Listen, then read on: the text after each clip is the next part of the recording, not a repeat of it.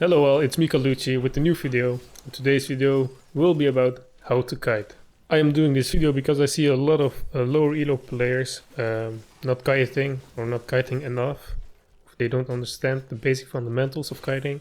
So I hope this video will clear out a lot of that and will improve your AD carry skills. This video will include 5 parts, 5 subjects, and you will see them listed right now on the screen. If you want to skip to a certain part of the video, like always, there are timestamps in the description below. Let's go ahead and start with the first subject, explaining what kiting and orb walking is. Kiting, or also known as orb walking, is just another way of saying moving in between your auto attacks. Because every auto attack has an animation, your character will first complete the attacking animation before attacking the second shot. The problem with this is that we don't want to waste time. Every second you waste is 1 or 2 auto attacks less, so to maximize your damage you want to kite and cancel your animation. It may sound very complicated, but it's not, trust me. I've gathered some awesome footage for you guys to try and explain it as best as possible. Oh, by the way, I forgot to mention that kiting can be done in 2 ways, offensively and defensively. For example, when somebody is chasing you down, you'll be using kiting in a defensive way, and when you're chasing somebody, you'll be using kiting in an offensive way. So in the second chapter, I'll be showing some gameplay footage from my ranked games.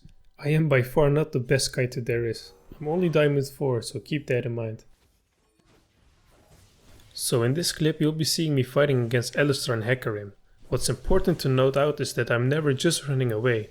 Instead, I keep attacking them while I take my distance. If I were to run away, I'm pretty sure I would have lost that fight.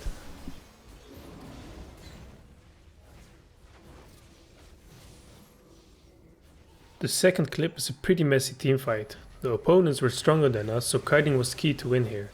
As you can see, I almost get blown up immediately because Zac is being a little bitch and tries to focus me down. I have no other choice here than to run away to safety. If I were to kite right here, I would die, so it's also important to know when to kite. Sometimes it's just better to run away, regroup and fight later on. This is the opening I've been waiting for. Riven goes all in and takes all the focus on her, making me move and attack freely without getting focused down. What I focus on here is kiting defensively and aggressively. I always stay at max range and attack the closest target, as you can see, and as soon as Renekton or Zac tries to jump on me, I kite back to safety, making me unreachable for them. Not only do I deal a lot of damage here, I prevent the enemies from dealing damage as well. After the enemies are scattered, I see Ahri moving down, so I move up to take out the Lulu and take my well-earned red buff.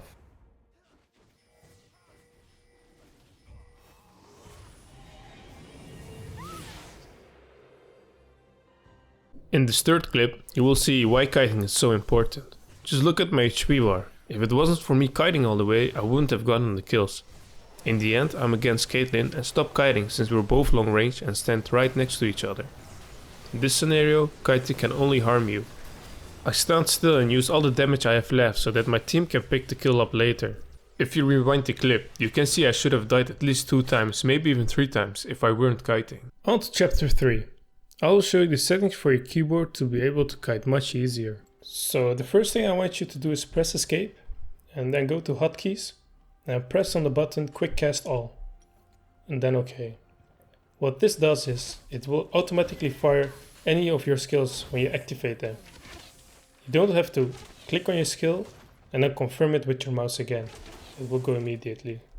This is how normal casting looks like, and as you can see, you first need to press your skill, then you get an indication and you have to aim with your mouse again. Click on your mouse and then it will activate the skill.